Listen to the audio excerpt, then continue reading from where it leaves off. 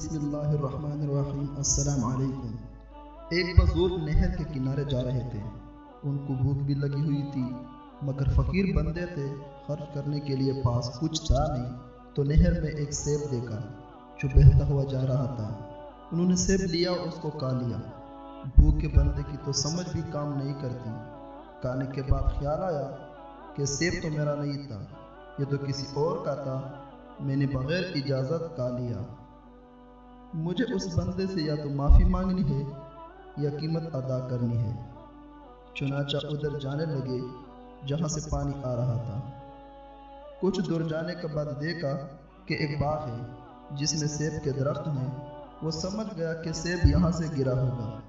باغ کے مالک سے ملے اور کہا کہ میں نے آپ کے درخت کا سیب کھا لیا ہے، لہٰذا یا تو معاف کر دے یا قیمت لے۔ اس نے کہا معاف تو میں نہیں کرتا، ہاں قیمت ادا کر دو۔ بزرگ کہنے لگے جو بھی قیمت ہوگی مزدوری کر کے دے دوں گا۔ اس نے کہا کہ میری ایک بیٹی ہے جو زبان سے گونگی ہے، آنکھوں سے اندھی ہے، کانوں سے بہری ہے اور پاؤں سے لولی لنگڑی ہے، لہٰذا اس کے ساتھ تم نکاح کر لو اور ساری زندگی اس کی خدمت کرو، اس کو خوش رکھو۔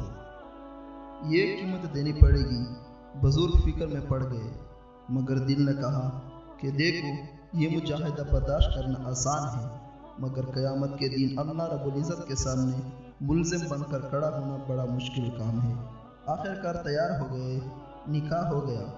جب وہ اپنی بیوی کے پاس گئے تو حیران ہو گئے۔